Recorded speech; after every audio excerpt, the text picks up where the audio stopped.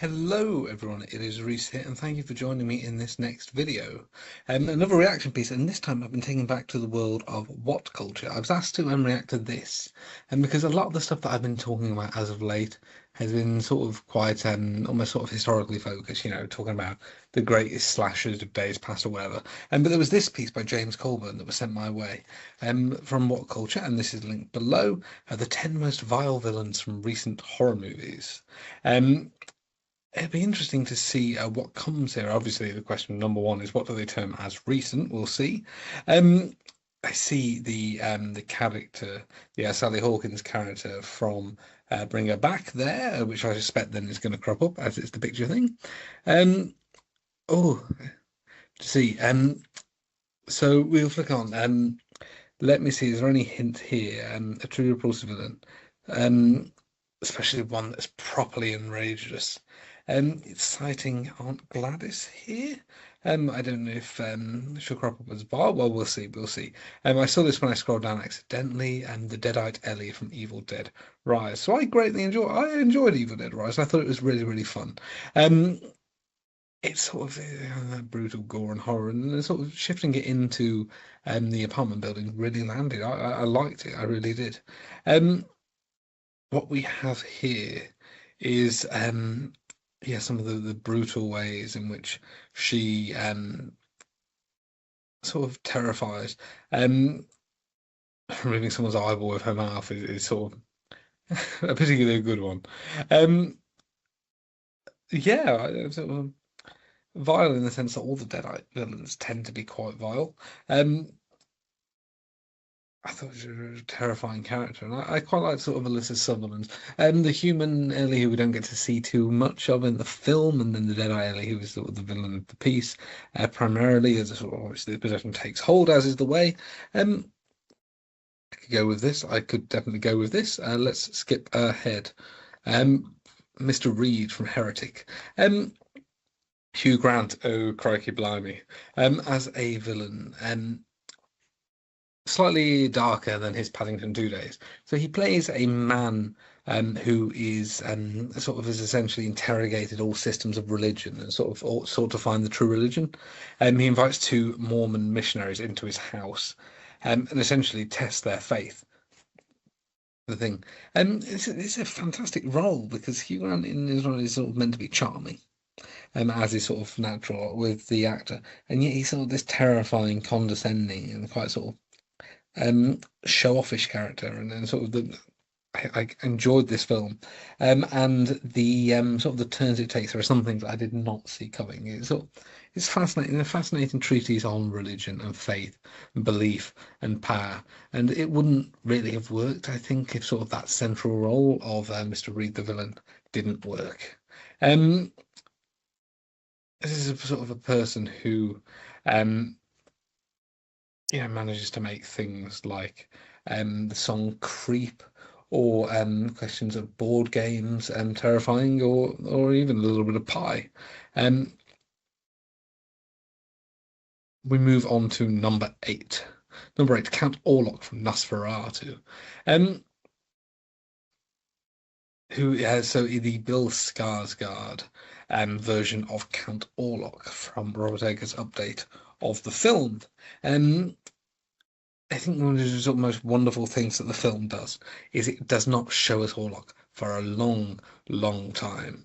He's sort of concealed in shadow for much of the sort of the earlier part of the film, and we sort of see him physically present, but the sort of the full nature of him and how he appears is sort of tucked away in shadows and in the backgrounds of shots. Um, Skarsgård is superb, and it's a terrifying, terrifying character, and enthralling and disgusting in equal measure. And I, my, so this is broadly going to be just sort of fantastic character, fantastic villains from recent horror films. So I'm on board with that as well. Don't you get me wrong.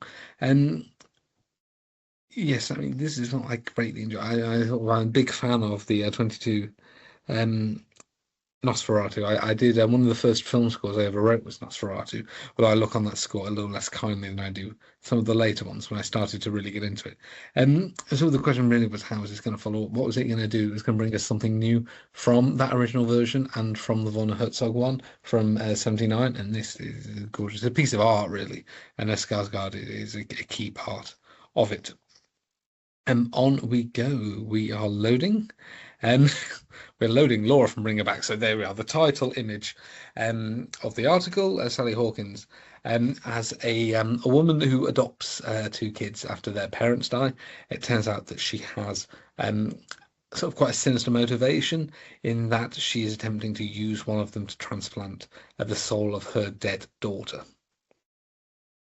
Um, it's a fantastic villain role. I think was broadly, as is many often the way with horror performances, quite overlooked by sort of the awards contingency.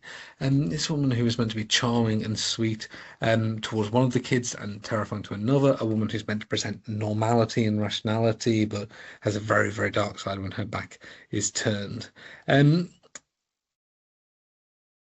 It's a superb role. I think this would have been a tough call because it's a role that needs to be sympathetic, highly sympathetic, as well as incredibly evil. You sort of need to understand where Laura is coming from, or it doesn't work. I mean, you need to believe the sort of the sort of the emotion she's feeling, and Hawkins is superb here, very, very superb. Um, the monstrosity from Smile 2, and the communist vile. This is. I mean, whether vile is the word I would go for here. Smile 2. This is a film I found frustrating.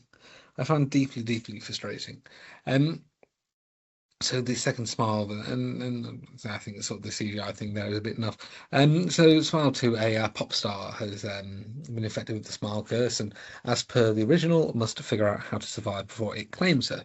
Again, the sort of the fatalism of the fatalism of these films, in that sort of no matter how much healing or attempts to survive the people go through, it's unstoppable. Um, yeah, sort of, and yeah, I have mixed feelings on the Smile films. It's sort of very punchy and effective, but also when so little of it is sort of real, as it were. Sort of how do you get invested in any scare? And whether evil is vile, sorry, is the word I would go for here. Um, I'm not fully on board.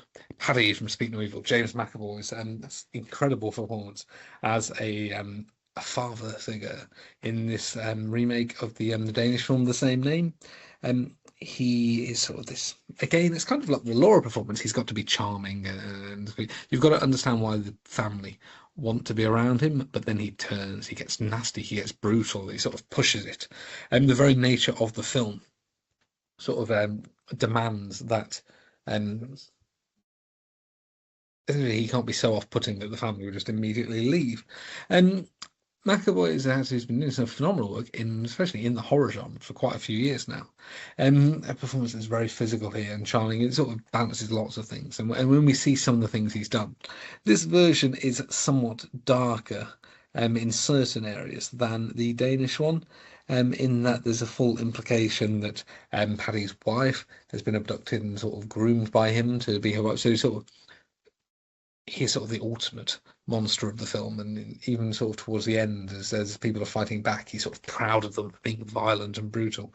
It is a superb performance, and one I would go with. Longlegs, Dale Ferdinand Cobham, Nicolas Cage in Longlegs. I shouldn't be wearing them. If I had the camera on, you'd see me doing the long legs thing with the fingers. Again, this is a weird film. The film was hyped up as sort of the scariest film ever, as is a bizarre marketer's approach for doing these things. Cage as a figure who is sort of kind of peripheral in the narrative for a good chunk of the film. This figure who is, as it's there, he's not on screen all that much. It's a character who's camp and somewhat slightly too Nicolas Cagey in places, but he's terrifying when he wants to be. There's a scene where he interacts with a woman who's like at his local sort of DIY store, and sort of is vaguely off charming, but sort of really is incredibly creepy. That is terrifying. And his interrogation scene with the Michael Monroe character. And a phenomenal role, and one that perhaps teeters a little bit more closely to parody than you'd like. But I in terms of sort of the fascinating horror villains of recent years, this again is one I would very, very much go with. Very much go with indeed. Sir Lord Jimmy Crystal from the Bone Temple. Unfortunately, I only watched this recently, as you'll know if you're following my roundup videos. So Jack O'Connell crops up at the very end of 28 Years Later with his sort of ninja Jimmy Savile gang. In a moment that's still very sort of surreal, but it works better, and his appearance here works markedly better. On material, he gets to play off Ralph Fiennes in the later end of the film, and he's a terrifying figure who sort of attempts to collectively control his cult and deal with them as they essentially start to disbelieve his disbelieve his view of what the world looks like. He's a product of a rage-ravaged environment, and this is true.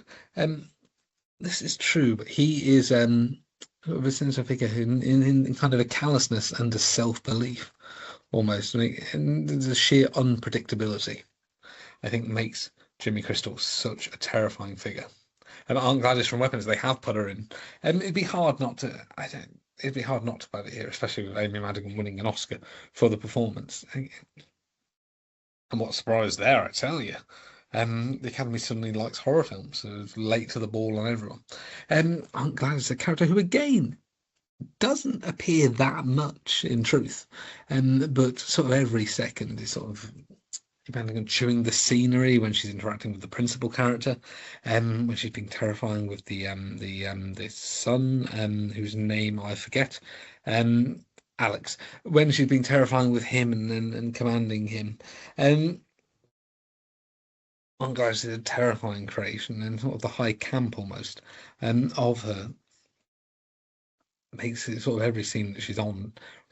I find the sort of thing that she crops up at certain points in the film earlier on, a little bit of a giveaway. She's the villain. It would have been nice if she was just in the background for shots or whatever, like the town hall meeting or whatever at the start, to make her there but not there, whereas she's obviously the villain early on. But I mean, the performance, I mean, Madigan is probably the best performance that she's sort of ever had. And yeah, this is a woman you believe can do anything, and you can believe is dangerous. What I would say, so we have the Aunt Gladys prequel film coming at some point, probably. I would not necessarily, I would not necessarily want that. This is a character who I think I would rather essentially have this one and done, but we'll get to see more, and we'll see if this continues onwards. Art the Clown, Terrifier 3. Okay, well, this is a win I can give. Yeah, Terrifier 3. I mean, Art really is sort of the horror icon of the age, really, right? I mean, the 21st century has not given us that much in the form of perhaps iconic horror characters in the way of Freddy, Jason, etc. You have what? Jigsaw, you have Valak from The Conjuring, you have see, I'm struggling. I'm scraping already. But Art the Clown is a figure. So David Howard Thornton's excellent performance as a mute killer who delights in sadism and violence and brutality. And after Terrifier 2 and the famous bedroom scene, it was interesting to see where Art would go from there. My goodness, they went to some places. Art and a returning Victoria Hayes. It's a sort of possessed entity. It is a feat to behold, in that Art somehow got more brutal, and the performance gets more fun too, sort of making it a Christmas fun. And Matt Thornton is clearly having fun as a character who likes to be sort of charming and fun, but then brutal in equal measure. However, I'm not going to describe some of the sequences. I would very much recommend, especially if you're a fan of practical effects. My favourite from the film, the one that really got me, is one that involves Art and Victoria in an attic, and two workmen appear. And I'll say no more. If you've seen the film, you'll know which bit. of course, we love Art the Clown in our house, because I and a friend of mine led the Terrifier conference at Warwick last year now. Sort of smash hit global international conference talking about Terrifier, and more work will be coming out of that.